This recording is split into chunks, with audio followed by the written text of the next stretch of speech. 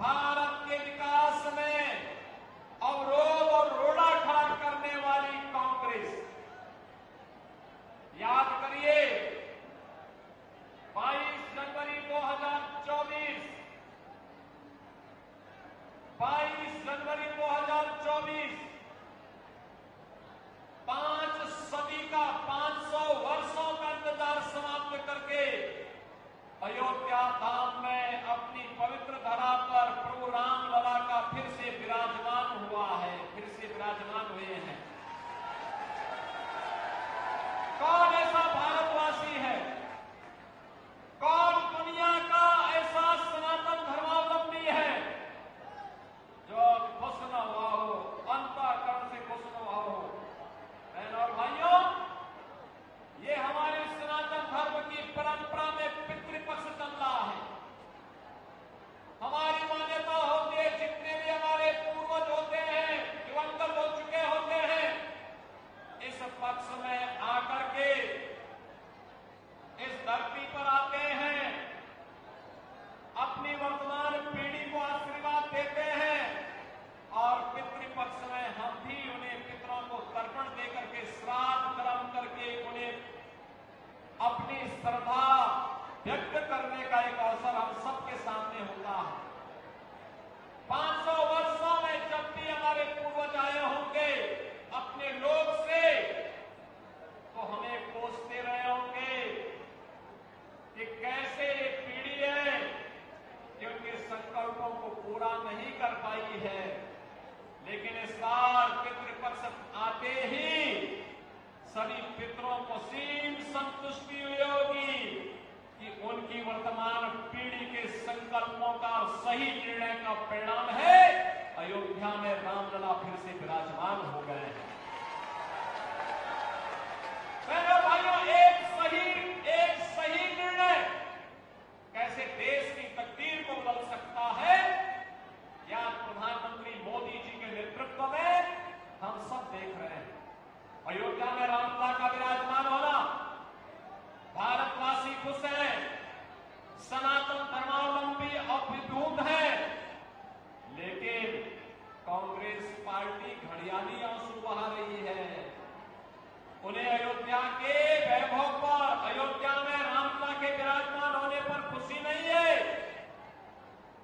वे तो आज भी ये वही कांग्रेस है, ये वही कांग्रेस है जिस कांग्रेस के एक प्रौढ़ा ने कहा था कि मैं तो एक्सीडेंटल हिंदू हूं। हिंदू ही नहीं है तो फिर एक्सीडेंटल हिंदुओं से क्या देश की व्यवस्था चलने वाली है क्या? और क्या ये हरियाणा की तकदीर को बदलने की सामर्थ्य रखते हैं क्या? क्या वे अन्नदाता किसानों का सम्मान कर पाएंगे क्या? क्या इन नौजवानों को रोजगार दे पाएंगे क्या? क्या बेटी और बहन के सम्मान की रक्षा ये लोग कर पाएंगे क्या? जब ये लोग कुछ नहीं कर सकते तो फिर हम इनको बार बार चुनाव जिताते रहे। याद करिए, एक तरफ अयोध्या में रामलला का प्रकटीकरण होना, ये डबल इंजन सरकार के कारण हुआ है। भारतीय जनता पार्टी की डबल इंजन की सरकार। 14 में मोदी जी प्रधानमंत्री बने, 17 में उन्होंने मुझे उत्तर प्रदेश का मुख्यमंत्री बनवाया और डबल इंजन की सरकार जैसे यूपी में डबल स्पीड के साथ आगे बढ़ी, मात्र 2 वर्ष के अंदर अयोध्या में डबल इंजन सरकार ने रामलला मंदिर के 500 वर्षों का विवाद समाप्त कर दिया। और मैं तो इसीलिए कहता हूं, भारतीय जनता पार्टी की डबल इंजन सरकार का मतलब समाधान, कठिन से कठिन समस्या का समाधान। कांग्रेस की सरकार का मतलब समस्या। ये देश के अंदर आतंकवाद की समस्या हो, नक्सलवाद की समस्या हो, उग्रवाद की समस्या हो, भ्रष्टाचार की समस्या हो, बेरोजगारी की समस्या हो, या फिर किसी भी प्रकार की समस्या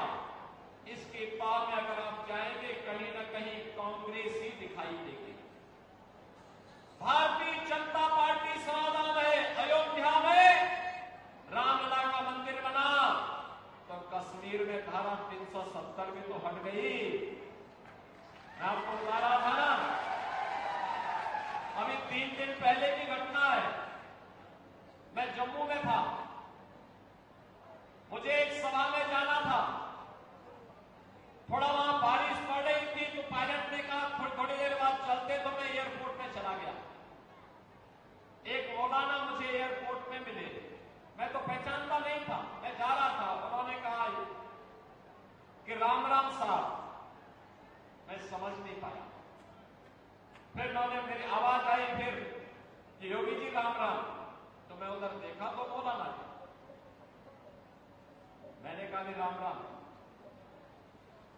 बहनों और भाइयों, मैं भौचक था। मैंने वहां के एक अधिकारी से पूछा, मैंने कहा भी यहाँ पे क्या राम राम का संबोधन सभी मौलवी करते हैं? कहा नहीं साहब, ये धारा 370 हटने का इम्पैक्ट है। तो पहले राम और कृष्ण को कोसते थे, भारत को कोसते थे, आज उनके मुंह से राम राम निकल रहा है। और याद रखना कि मजबूत भारतीय जनता पार्टी जितनी मजबूत होगी, भारत उतना मजबूत होगा। भारत जितना मजबूत होगा, उतना ही हरे रामा हरे कृष्णा का भजन भारत की सड़कों पर सर्वत्र ये नजारे देखने को मिलेंगे। और यही कहने के लिए आज मैं आपके पास आया, यही कहने के लिए आज मैं आपके पास आया हूं। एक गौरव की अनुभूति कराने वाली भारतीय जनता पार्टी है। भारतीय जनता पार्टी ने मोदी जी के नेतृत्व में देश की तकदीर और तस्वीर बदलती है। आप एक भारत श्रेष्ठ भारत की बात करते हैं, दुनिया के अंदर आप जाकर के देखिए, दुनिया के अंदर कोई भी बड़ा निर्णय आज के दिन पर भारत के बगैर नहीं हो सकता। भारत आज दुनिया के ध्रुवीकरण को तय करना है। जहां भारत होगा वो मजबूत होगा। ये प्रधानमंत्री मोदी जी के नेतृत्व में, और जब हरियाणा में भी भारतीय जनता पार्टी की डबल इंजन की सरकार आई थी, बहनों और भाइयों, यहां की कनेक्टिविटी बेहतर हुई है। यहां पे रेल कनेक्टिविटी अच्छी हुई है, कहीं मेट्रो का संचालन हुआ है, कहीं अच्छी मंडी बनी है, IIT, IIM, एम्स जैसे संस्थान, वन डिस्ट्रिक्ट मेडिकल कॉलेज बन रहे हैं। हर घर नल की योजना लागू हो रही है। नौजवान जो पहले भेदभाव का शिकार होता था, आज भेदभाव का शिकार नहीं है, बल्कि नौकरी प्राप्त कर रहा है। और इसलिए बहनों और भाइयों, आज हम सब आपके पास आए हैं